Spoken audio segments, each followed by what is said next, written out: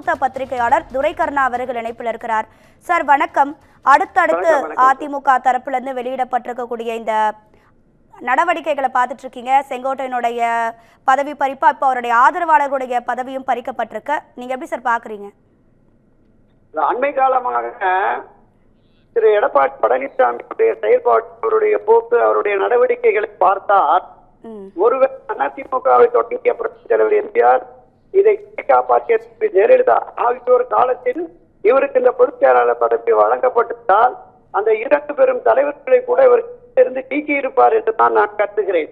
அந்த அளவுக்கு ஒரு எதேச்சார சர்வாதிகார போக்கு திரு எடப்பாடி செயல்படுகிறார் என்பதுதான் என்னுடைய பார்வை. அண்ணா திராவிட முன்னேற்ற கழகத்தினுடைய பவுண்டர் மெம்பர் செங்கோட்டையன் இந்த கட்சி 82 தொடங்குற போது அந்த கட்சியுடைய அமைப்பாளர்கள் இருந்து ஈரோடு மாவட்டத்தின் அதிமுகவின் முகமாக இருந்தவர். எந்த எடப்பாடி பழனிசாமி திரு செங்கோட்டையன் மீது நடவடிக்கை எடுத்திருக்கிறாரோ அந்த எடப்பாடி பழனிசாமியை அரசியலுக்கு அழைத்து வந்து அறிமுகப்படுத்தி அவருடைய அரசியல் வாழ்வைக்கு அடிக்கோலிட்டவர் திரு செங்கோட்டையன். ஏற்றிவிட்ட ஏடியை எட்டி உதைப்பார்கள் என்று சொல்லுவார்கள். அந்த அடிப்படையில தான் திரு எடப்பாடி போகிறது.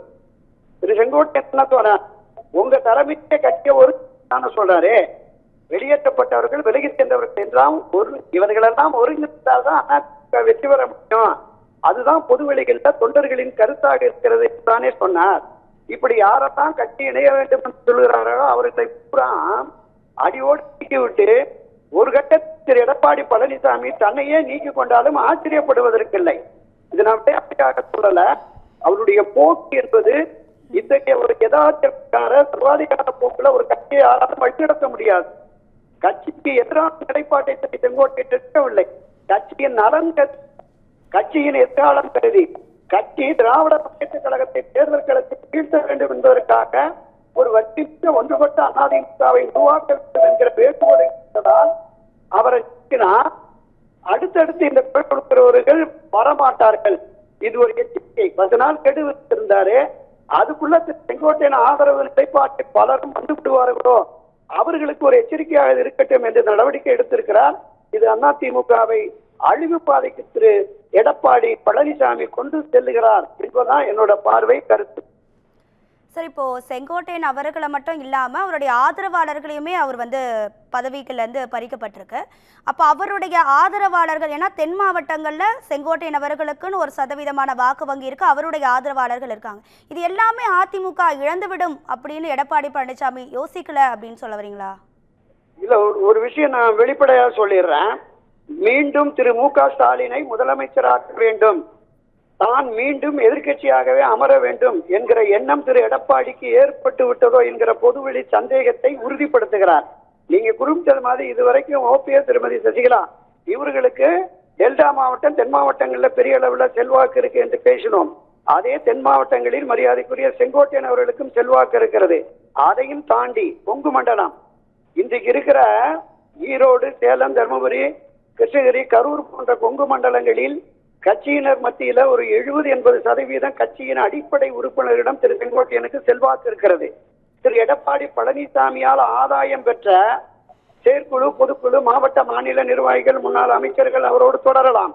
ஆனால் கட்சிக்கு இரட்டைலைக்கு மட்டுமே வாக்களித்த 1 கோடிக்கும் மேற்பட்ட தொண்டர்களுடைய ஆதரவு திரு செங்கோட்டையனுடைய நிலைப்பாட்டிற்கு இருக்கிறது. இது தேர்தலின் போது எடப்பாடிக்கு இவர்கள் பாடம் புகட்டுவார்கள் சொல்வது.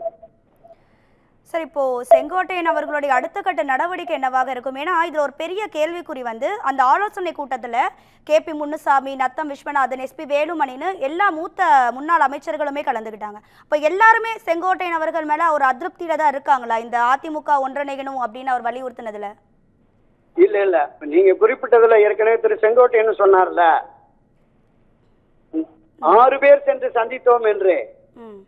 திரு நத்தம் விஸ்வநாதன், திரு தங்கமணி, திரு வேலுமணி, திரு CV சண்முகம், திரு KP அன்பழகன், திரு செங்கோட்டையன் 6 பேர் போய் அந்த 6 பேருடைய மனநிலை என்பது கட்சி ஒன்றிணைய வேண்டும் என்பதுதானே. 7-8 மாதங்களுக்கு முன்பே இந்த கருத்துக்கு உடன்பட்டு தானே அவங்க எல்லாம் போய் சந்திச்சாங்க. ஆனால் இன்றைக்கு செங்கோட்டைக்கு ஏற்பட்ட நிலை தனக்கும் ஏற்பட்டு விடும், தன்னுடைய அரசியல் எதிர்காலம் பாதிக்கப்பட்டு விடுமோ என்று இவர்கள் தயங்குகிறார்கள்.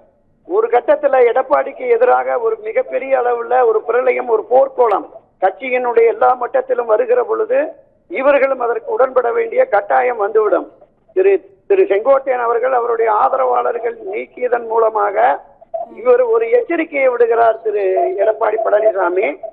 இது நீண்ட நாட்கள் இந்த போக்கு நீடிக்காது. இந்த அணுகுமுறை என்பது அதிமுகவை அழிவு பாதைக்கு கொண்டு சென்று விடும் என்பதுதான் பொதுமக்கள், அரசியல் பார்வையாளர்கள், அதை விடவும் கட்சியினுடைய அடிப்படை தொண்டர்களின் உணர்வாக இருக்கிறது. இதை எடப்பாடி உணர்கிறான்னு பாப்போம் சகோதரி. இதற்கு பிறகு 10 நாள் கெடு விதிச்சிருக்கிறாரு. 15 நாளுக்கு பிறகு அவருடைய செயல்பாடு வேகம் எடுக்கும். தமிழகம் முழுவதும் உள்ள அவருடைய ஆதரவாளர்கள் இருக்காங்களா, அவர்களை ஒன்று திரட்டி எல்லோருமே ஒருங்கிணைந்து எடப்பாடிக்கு எதிரான மனநிலையில் இருக்கிற அனைவரையும் ஒன்றிணைத்து எடப்பாடி இல்லாத அதிமுகவை நிச்சயம் உருவாக்குவார்கள். அது நடக்கும் சகோதரி. நிச்சயம் சார், பொறுத்திருந்து பார்க்கலாம் தேர்தல் களத்தில் என்னெல்லாம் மாற்றங்கள் ஏற்பட போதுன்னு. நன்றி சார், உங்க கருத்துக்களை பகிர்ந்ததுக்கு நன்றி. நன்றி.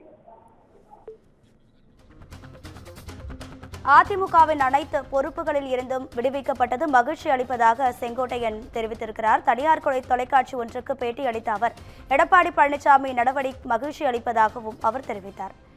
இது தொடர்பான முக்கிய செய்தியை பார்க்கிறோம். அதிமுகவில் வகித்து வந்த அனைத்து பொறுப்புகளில் இருந்தும் செங்கோட்டையன் விடுவிக்கப்பட்டு முன்னதாக எடப்பாடி பழனிசாமி அறிவிப்பை வெளியிட்டிருந்தார்.